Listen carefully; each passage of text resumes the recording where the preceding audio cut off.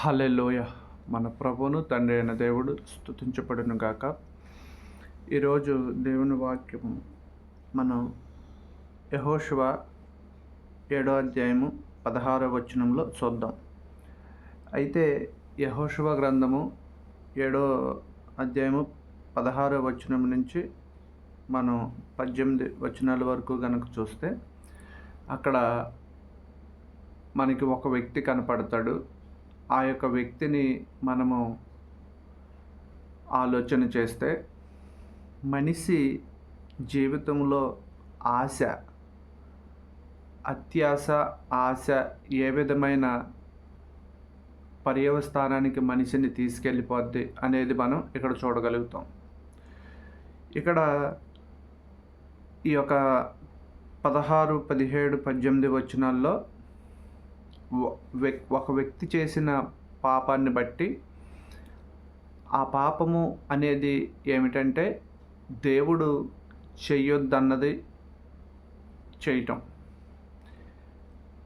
ఆ చెయ్యొద్దన్నది చేసి ఆ వ్యక్తి ఏం చేశాడు అంటే ఆశించి దేవుడు ఏదైతే శపితమైన దాంట్లో మీరు ఏది కూడా తీసుకోవద్దు, అది శపితమైనది, అది మీకు అక్కరలేనిది, మీరు తీసుకోవద్దు అని చెప్పేసి దేవుడు చెబితే ఇక్కడ ఆకాన్ అనే ఒక వ్యక్తి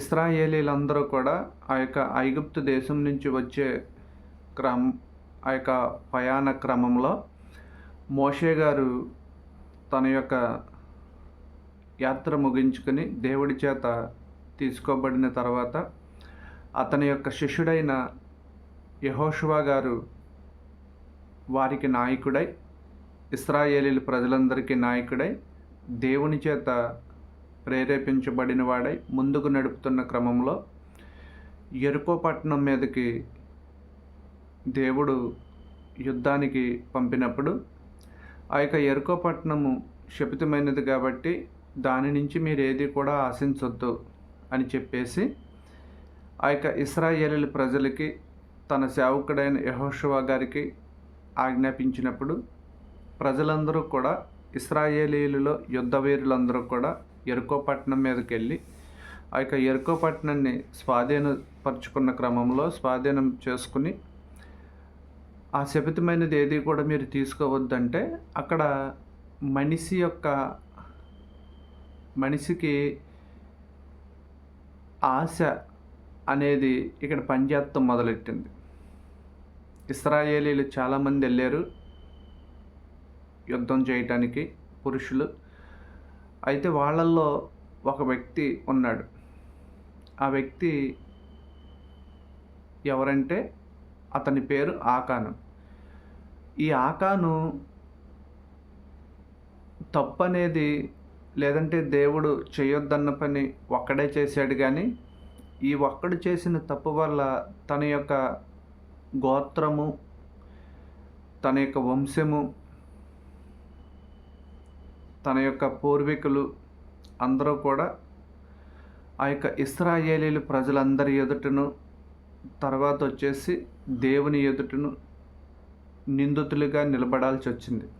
ఒక్కడు చేయటం తప్పు, పాపం వల్ల.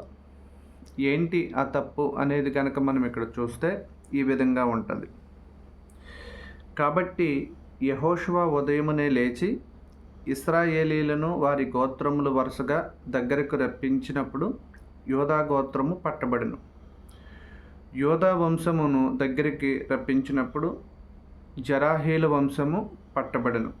జరాహీల వంశమును పురుషులు వరుసగా దగ్గరకు రప్పించినప్పుడు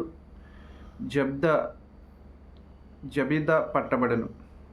అతడును అతని ఇంటి పురుషులను వరుసను దగ్గరకు రప్పింపబడినప్పుడు యోధా గోత్రంలో జెరూహు ముని మనముడును జబది మనముడును కర్మీ కుమారుడైన ఆకాను పట్టబడెను అని ఇక్కడ మనం చూస్తున్నాం. 7, 16, 17, 18 వచనాలు. ఇక్కడ ఆకాను చేసిన పొరపాటు ఏంటంటే ఆ శపితమైన దాంట్లో అతడు ఆశించి ఒక సేనారు వస్త్రమును, ఒక బంగారపు కమ్మి తీసుకున్నట్టు, ఒక బంగారపు కమ్మిని తీసుకున్నట్టు మనం వాక్యంలో చూస్తాం. ఈ ఆకాను దేవుని చేత ఇశ్రాయేలీయుల ప్రజలందరూ కూడా ఐగుప్తు దేశం నుంచి వస్తున్న క్రమంలో నడిపింపబడుతున్నప్పుడు వీళ్ళు యెరికో పట్టణాన్ని స్వాధీనపరచుకొనబోయే సమయంలో అక్కడికి దేవుడి చేత పంపబడి ఆ యుద్ధము జరుగుతున్న సమయంలో ఆ యొక్క యెరికో పట్టణము అనేది ప్రాకారము గల పట్టణము.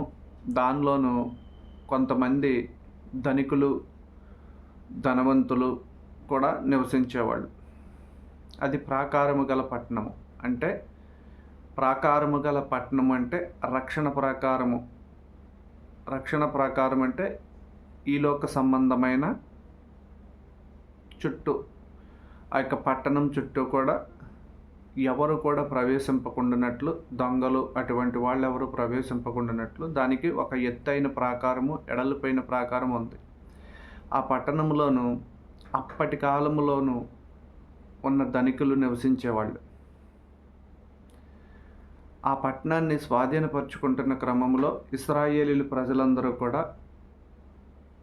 యుద్ధానికి వెళ్ళి వాళ్ళు యుద్ధము జరిగిస్తున్నప్పుడు ఈ ఆకాను అనే అతను మనస్సు దేని మీద అయితే ఉంటుందో, మనము దేనినైతే మనసులో బలంగా కోరుకుంటామో అవే మన కళ్ళ ముందు కనపడతాయి అన్నట్టుగా ఇతడు తనది కాని దానిని ఆశించే వ్యక్తిగా ఉన్నాడు. కాబట్టి దేవుడు ఏదైతే అది మీకు శాపం తెచ్చిపెడుతుంది, దానిని మీరు తీసుకోవద్దు అని చెప్పారో దాని కొరకే ఆశించినట్టు కూడా చూస్తాం. అయితే ఇక్కడ మనిషి ఎక్కడైతే బలహీనంగా ఉంటాడో అక్కడే సాతాను చేత వాడబడతాడు అనేది మనం గుర్తుంచుకోవాలి. మన యొక్క హృదయము ఎప్పుడైతే దేవుని యందు ధైర్యము కలిగి, దేవుని యందు ఒక బలమైన విశ్వాసంతోనూ, దేవుని యందు పూర్తి నమ్మకంతో మనం ముందుకెళ్తామో అప్పుడు మనం దేవుని చేత వాడబడతాము. అది మాత్రమే కాకుండా మనము బలహీనులుగా ఉండి, అవిశ్వాసంతో ఉండి, లేదంటే కొంత సమయము దేవునికి ఎడబాటుగా ఉన్నప్పుడు పాపం చేత పట్టబడతాము. అంటే ఇక్కడ మనిషిని ఇద్దరు వాడుకుంటున్నట్టు మనం చూస్తాం. ఎలా వాడుకుంటున్నారు మనుషుల్ని అనేది మనం చూస్తే, ఆత్మీయ స్థితిలో బాగున్నప్పుడు మనల్ని దేవుడు వాడుకుంటాడు. ఆత్మీయ స్థితిని లేదంటే భక్తిహీనత కలిగిన వారముగాను, లేదంటే దేవునికి దూరమైపోయిన వారముగాను ఉన్నప్పుడు సాతాను వాడుకుంటాడు. ఇక్కడ యెహోషువ గారు దేవుని చేత నడిపించబడుతున్నప్పటికీ, తన ప్రజలందరూ కూడా దేవుని చేత నడిపించబడుతున్నప్పటికీ కూడా ఒక వ్యక్తి దేవుని చేత నడిపింపబడకుండా తనకున్న సొంత ఆలోచనని ఆధారం చేసుకుంటే, తన హృదయములో ఏదైతే కోరుకుంటున్నాడో అవే అతనికి కళ్ళ ముందు కనపడినట్టు, వాటిని ఆశించి తీసుకున్నట్టు కూడా మనం చూస్తాం. యుద్ధము చేసే క్రమంలో దేనిని పట్టించుకోకుండా దేవుడు చెప్పిన పని చేసినప్పుడు అది ఎంత విలువైనదైనా సరే దాని యొక్క విలువ అనేది మనకి తెలియదు. ఎందుకంటే ఇక్కడ వస్తువు విలువ కంటే దేవుని యొక్క మాట అత్యంత గొప్పదై ఉంది, విలువైనదై ఉంది. కాబట్టి ఆ మాట మీదే నమ్మకం ఉంచినప్పుడు దానిని మించి ఏది కూడా మనకి విలువైనదిగా కనపడదు. కానీ ఇక్కడ ఆకాను దేవుని మాటని విలువగల దానిగా తన బొరకి ఎక్కించుకోలేదు. కాబట్టి ఈలోక సంబంధమైన వస్త్రము కొరకును, వెండి బంగారాల కొరకును ఆశించినట్లు మనం చూస్తాం. అయితే దేవుడు ఏదైతే శపితమైనది మీరు ముట్టుకోవద్దని చెప్పేసి చెప్పాడో దానినే తెచ్చుకుని తన యొక్క డేరా మధ్యలోను ఉంచినట్టు కూడా మనం చూస్తాం. ఇక్కడ పాపం అనేది ఒక్కడే చేశాడు కానీ దాని యొక్క పర్యవస్థానము అనేది చాలామంది దోషులుగా నిలబడాల్సి వచ్చింది. ఎందుకు అలా నిలబడాల్సి వచ్చిందంటే తాను పుట్టిన గోత్రమును కూడా ఇక్కడ ఆ యొక్క క్రమం అంతా కూడా బాగుంటుంది. ఎట్లా ఉంటుందంటే యెహోషువ గారు దేవుడి సన్నిధిలో మొరపెట్టినప్పుడు ఈ ఆకాను చేసిన పని వల్ల ఇశ్రాయేలీలు ఆ తర్వాత యుద్ధానికి వెళ్ళిన మరొక పట్టణం మీద యుద్ధానికి వెళ్ళినప్పుడు కొద్దిగా ఇంచుమించుగా హాయి పట్టణం అనే దాని మీదకి వెళ్ళినప్పుడు అది చిన్న పట్టణం అయినప్పటికీ కూడా ఇశ్రాయేలీలు బలమైన జనమైనప్పటికీ కూడా కొద్దిగా ఇంచుమించుగా 3,000 మందిని కోల్పోతారు. ఎందుకు కోల్పోతారంటే ఇక్కడ దేవుడు చేయొద్దన్న పని చేసిన ఆకాను పనిని బట్టి 3,000 మందిని ఇశ్రాయేలీల ప్రజల్ని కోల్పోతారు. అంటే పాపము ఒక్కడు చేసిన నష్టం అనేది చాలామంది అనుభవించాల్సి వస్తుంది. అది కుటుంబంలో ఉన్న ఒక వ్యక్తే పాపం చేసినప్పటికీ కూడా దాని యొక్క పర్యవస్థానము అనుభవించాల్సి వచ్చినప్పటికీ కుటుంబం అంతా, లేదంటే ఆ యొక్క వంశమంతా, లేదంటే ఆ యొక్క జాతి అంతా కూడా అనుభవించాల్సి వస్తుంది అన్నట్టుగా కూడా ఇక్కడ మనం చూస్తాం. ఈ యొక్క వరుస క్రమం ఎలా ఉంటుంది అంటే 16లో నుంచి మనం చూస్తే 7:16లో ఇక్కడంట, కాబట్టి యెహోషువ ఉదయమునే లేచి ఇశ్రాయేలీల వారి గోత్రములు వరుసను బట్టి దగ్గరకు, అంటే ఒక సమాజాన్ని దేవుని ముందుకి ఒక సమాజముగా కూడి ఈ యొక్క పాపము ఎవరు చేశారు, ఎలాగా ఇంతటి కీడు మన మీదకు వచ్చింది అనేది తెలుసుకోవాలంటే దేవుని సన్నిధిలో మనమందరము కూడా నిలబడాలని చెప్పి అప్పుడున్న ఇశ్రాయేలీల పురుషులందరినీ కూడా దేవుని సన్నిధికి గోత్రికులతో పాటు ప్రతి గోత్రపు వారిని అందరినీ నిలబెట్టినప్పుడు ఫస్ట్ ఒక గోత్రము పట్టబడింది, యోధా గోత్రము. యోధా గోత్రపు వంశము దగ్గరికి వచ్చినప్పుడు జరాహీల వంశము పట్టబడింది. జరాహీల వంశపు పురుషులు వరుస దగ్గరకు వచ్చినప్పుడు జబది పట్టబడ్డాడు. అతడును అతని ఇంటి పురుషులను వరుస దగ్గరకు రప్పింపబడినప్పుడు యోధా గోత్రంలోని జరాహు మునిమనవుడు జబ్ది మనముడును కర్మీ కుమారుడైన ఆకాను పట్టబడ్డాడు కదా. ఇక్కడ చేసిన తప్పు ఆకాను చేసినప్పటికీ కూడా వాళ్ళ యొక్క పితరులు కూడా ఆ యొక్క పాపములో భాగస్వాములుగా ఉన్నట్టు, వాళ్ళు భాగస్వామ్యంలో లేరు కానీ ఆ యొక్క తప్పుని ఏదైతే నిరూపించుకోవాల్సిన సమయం వచ్చిందో ఆ సమయంలోనూ ఆ మిగతా వాళ్ళు ఎవరైతే ఆ యొక్క మిగతా గోత్రికులు ఎవరైతే ఉన్నారో వాళ్ళందరి ముందు కూడా వీళ్ళందరూ కూడా దోషులుగా నిలబడాల్సి వచ్చింది. కానీ ఇక్కడ తప్పు చేసింది ఒకడే, నష్టం మాత్రం అనేక మంది అనుభవించాల్సి వచ్చింది. వీళ్ళు దోషులుగా నిలబడ్డారు కానీ ఇశ్రాయేలీల్లో దగ్గర హాయి పట్టణం మీదకి వెళ్ళినప్పుడు హాయి పట్టణాన్ని ఇశ్రాయేలీలు ఏమనుకుంటారంటే అది చాలా చిన్న పట్టణము, మనం వెళ్తే చాలా తొందరగా ముగించుకుని వచ్చేస్తాము, తొందరగా స్వాధీనం చేసుకుంటాము అనుకుంటారు. అయినప్పటికీ కూడా ఆ యొక్క చిన్న పట్టణాన్ని జయించలేక కొద్దిగా ఇంచుమించు 3,000 మంది సైన్యాన్ని కోల్పోయి తిరిగి వస్తారు. వచ్చినప్పుడు ప్రభా ఏంటి ఇలా జరిగింది అని చెప్పి దేవుని సన్నిధికి వెళ్ళి మొరపెట్టినప్పుడు దేవుడు చెబుతాడు, మీరు యెరికో పట్టణం మీదకి యుద్ధానికి వెళ్ళినప్పుడు యెరికో పట్టణంలో శపితమైనది అదంతా కూడా దానిని ఆశించొద్దు, అది తీసుకోవద్దు అని చెప్పి దానిలో ఏది కూడా ముట్టుకోవద్దని చెప్పినప్పుడు మీలో ఒకడు ఆ శపితమైన దాన్ని తీసుకొచ్చాడు. అది మీరు గుర్తించలేదు. ఆ శపితమైన దాన్ని కూడా తెచ్చుకోవటం వల్ల దాని యొక్క పర్యవస్థానం ఇదిగో మీరు ఇంత నష్టాన్ని అనుభవించాల్సి వచ్చింది అని చెప్పి దేవుడు చాలా స్పష్టంగా చెప్పినప్పుడు, ఇది ఎవరు చెప్తారు? ఈ తప్పు నా వల్లే జరిగిందని చెప్పేసి ఎవరూ కూడా ముందుకు రారు కాబట్టి, ఇక్కడ ఈ యొక్క యెహోషువ గారు ఎవరైతే ఉన్నారో అది నేనైతే ఎలా కనిపెట్టగలను అని చెప్పేసి దేవుడికే అప్పజెప్పుకున్నట్టు కూడా మనం చూస్తాం. ఇక్కడ ఎవరైతే ఈ యొక్క సమాజం అంతా కూడా ఉందో, ఇశ్రాయేలీయుల ప్రజలందరూ కూడా ఉన్నారో, వాళ్ళందరూ కూడా దేవుని సన్నిధిలో నిలబడ్డారు. అంటే ఈ కథను ఇక్కడ జరిగిన ఈ యొక్క ప్రస్తావనను బట్టి మనం తప్పు అనేది ఎక్కువ కాలం దాచపడదు. పాపము అనేది బహిరంగంగానే ఎప్పటికైనా సరే బహిరంగపరచబడాల్సి వస్తుంది. పాపం చేసిన, దేవుడికి వ్యతిరేకంగా చేసిన మనుషుల్ని ఇబ్బందికరమైన స్థితిలోనికి నెట్టేస్తాం మనం. ఎందుకంటే ఆకాను చేసిన తప్పు 3,000 మంది ప్రాణాలు కోల్పోయారు. ఇశ్రాయేలీయుల ప్రజలందరూ కూడా యుద్ధంలో ఓడిపోయారు కదా.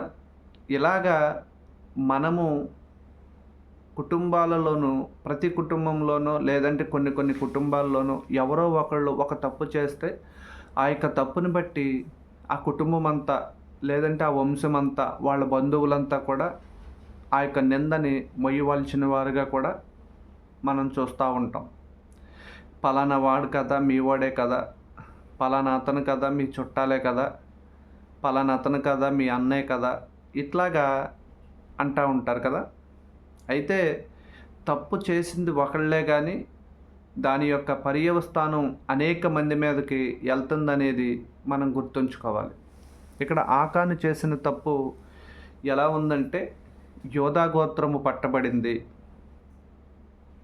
ఆ యొక్క యోధా గోత్రం నుంచి చూసుకుంటా వస్తే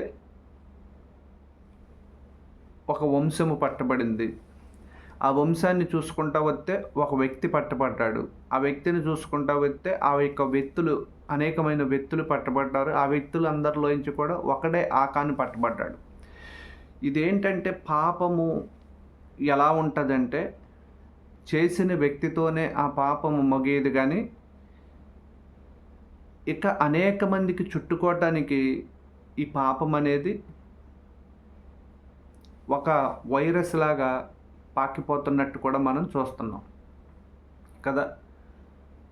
పాపం ఎలాంటిదంటే, ఒక డేంజర్ వైరస్ ఏ విధంగా అయితే మనిషి నుంచి మనిషికి సోకుతుందో, అలాగే ఒక వ్యక్తి పాపం చేస్తే ఆ పాపము తన యొక్క వంశానికి, తన యొక్క పూర్వీకులకి, తన యొక్క పితరులకి, తన తర్వాత వచ్చే తన సంతానపు వారికి, ఇలాగా ఆ పాపం పనిచేస్తూనే ఉంటుంది కదా. కాబట్టి పాపము అంత బలమైంది కాబట్టే ఆ పాపము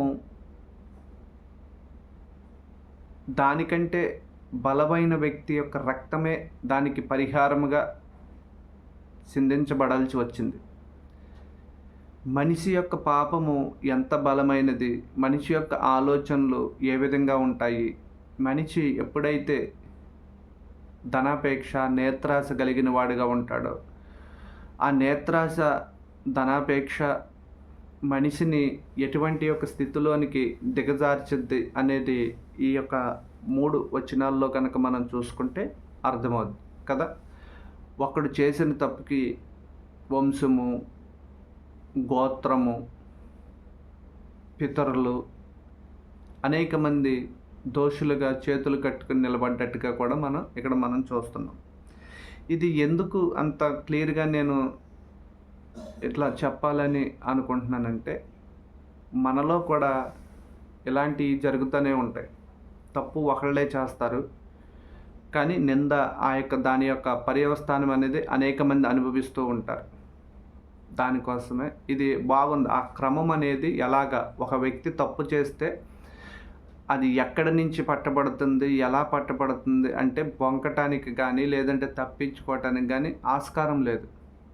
ఎందుకంటేని అక్కడ చూస్తున్నవాడు మరొక మనిషి కాదు. ఆకాను చేసిన తప్పుని చూసి సరిచేయటానికి అక్కడ చూస్తున్నవాడు మనిషి కాదు, న్యాయాధిపతి అనే దేవుడు కదా. చిన్నయే చీకిపోయి చిరిగిపోయే ఒక వస్త్రము తన జీవితకాలంలో అనుభవించలేని ఒక బంగారము, తినటానికి కూడా పనికిరానటువంటి బంగారము, ఇది మనిషికి ఇంపుగా కనపడినప్పటికీ కూడా పెద్దగా ఉపయోగపడే వస్తువులైతే ఏమి అంత ఇది అనేది కూడా ఏమి కాదు. కానీ ప్రాణాలు కోల్పోయాడు. అంటే మనిషి యొక్క జీవితము ఎలాంటి విషయాల్లో కోల్పోతారు, ఎలాగా ఇదైపోతారంటే పాపము మనిషిని మరణానికి అప్పజెప్పుద్ది అంటాకి ఇది ఒక ఉదాహరణగా మనం తీసుకోవచ్చు అనేదే నా యొక్క ప్రయత్నం కదా. ఆకాను చేసిన తప్పు అనేక మంది మరణానికి కారణమైంది. ఇలాంటి యొక్క పొరపాట్లు మన కుటుంబాల్లో కానీ మనము చేయకుండా ఉంటే, ఒకవేళ మనము చేస్తే దాని యొక్క పర్యవస్థానం మన వెనకాల మన కుటుంబాలు అనుభవించాల్సి వస్తుంది అనేది మనం గుర్తుంచుకోవాలి. దేవుని వాక్యము మనం చదువుతున్నప్పుడు కానీ, చూస్తున్నప్పుడు కానీ, వింటున్నప్పుడు కానీ ఇలాంటివన్నీ కూడా మన యొక్క హృదయాల్లో స్థిరపరచుకోవాలి. ఇలాగ నేత్రాశ, జీవపడంబము, శరీరాశలు లోకములో ఎన్నో ఉంటాయి. శపితమైనవి అని మనకు తెలియదు, కంటికి రమ్యముగాను అందంగాను కనపడతాయి. కానీ అది శపించబడిందని, అది శాపగ్రస్తమైనదని మనము తెలియక ఆశించినప్పుడు ఏమవుద్దంటే జీవితాలు కోల్పోతాం. కాబట్టి అది ఎటువంటిది, ఎలాంటిది అనేది మనము ఊరికే వచ్చేదానికి దేనికి కూడా ఆశపడకుండా దేవుని చేత ఆశీర్వదించబడిన మనము, మీరు కష్టపడి పని చేసుకుని మిమ్మల్ని మీరు పోషించుకొని అలాగే మీ కుటుంబాన్ని పోషించుకోండి అనే దేవుడు చెప్పాడు. కానీ మీరు ఊరికే సోమరపోతుల్లా ఉండండి అని కానీ, తిండిపోతుల్లా ఉండండి అని కానీ ప్రభు వాక్యము కానీ ఎక్కడ కూడా చెప్పలేదు. కాబట్టి నేత్రాశ మనిషిని, శరీరాశలు ఎలాంటి యొక్క పతనమైన స్థితిలోనికి చేర్చేస్తాయి మనిషిని అనేటానికి ఇది ఒక ఉదాహరణ. ఆకాను చేసిన పని 3,000 మంది మరణానికి కారణము. అలాగే ఇంకొంతమంది ఆ యొక్క పాపంలో పాలిభాగస్తులుగా, దోషులుగా నిలబడటానికి కారకుడయ్యాడు. కానీ తను మాత్రమే కాకుండా తన కుటుంబం కూడా మరణించటానికి కూడా కారకుడయ్యాడు. కాబట్టి దేవుని యొక్క వాక్యం అనుసరిస్తున్నప్పుడు, దేవుని యొక్క వాక్యం మనం చూస్తున్నప్పుడు ఇలాంటివన్నీ కూడా మన యొక్క హృదయంలోనికి చేర్చుకుని కదా మనం ముందుకెళ్ళాలి. లేదంటే శపితమైన దానిని మనం గుర్తించలేం. దేవుడికి మనం అవకాశం ఇచ్చినప్పుడు, దేవుడి చేత మనము నడిపింపబడుతున్నప్పుడు ఏది శపితమైనది, ఏది రమ్యమైనది, ఏది మంచిది, ఏది చెడు అనేది మనకి తెలుసుకోవటానికి దేవుడు జ్ఞానం అనుగ్రహిస్తాడు. మన సొంత జ్ఞానం మనల్ని మోసపరుస్తుంది. దేవుని జ్ఞానం చేత నడిపించబడితే మార్గాలు తెరవబడతాయి. దేవుడు తన పరిశుద్ధమైన మాటలు మన కొరకు దీవించునుగాక. ఆమేన్.